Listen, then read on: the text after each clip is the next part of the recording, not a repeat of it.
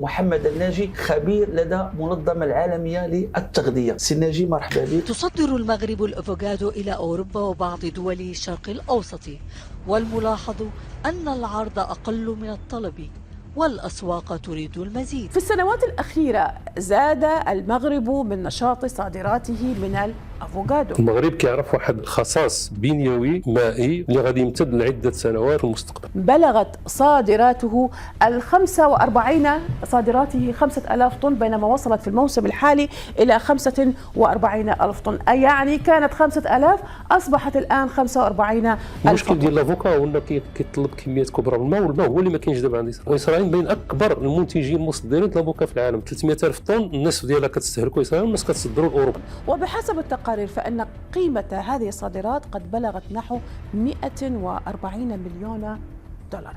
يبدو أن نشاط زراعة الأفوكادو شهد نشاطا ملحوظا منذ الشراكة الإسرائيلية المغربية الموقعة في سنة 2021 لاستثمار أكثر من 450 هكتارا بهدف إنتاج 10,000 طن من الأفوكادو سنويا. ودابا كاين حمله مقاطعه قويه باش كيجي المصدر من ديك الدول اللي كتحد من امكانيه التوسع. نعطيك واحد المثال ديال واحد شركه اغريسكو اللي كانت في 2011 من اكبر شركه مصدره للمنتوجات الزراعيه في اسرائيل، دارت عليها حمله مقاطعه على مستوى اوروبا قويه جدا، ركعتها في 2011. اضطرت هذه الشركه لانها تصفي نفسها، مشات انتهت.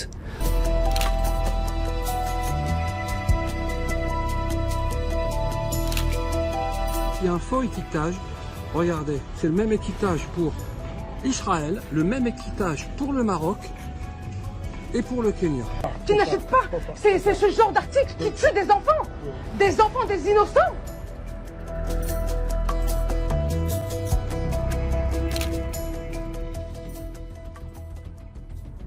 كيف ينظر الدين لمثل هذه الأمور؟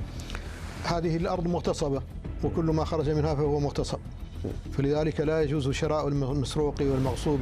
فهو الآن هذا بمثابة من يجد سارقا يبيع مسروقه فيشتريه منه فهو شريك له في سرقته. هذا توصيفه الشرعي، أن كل من اشترى من سارق سرقته فهو شريك له في سرقته. لا يجوز حتى شراء مثل هذه المنتجات؟ لا يحل شراؤها ولا يحل أكلها ولا يحل الانتفاع بها بوجه من الوجوه.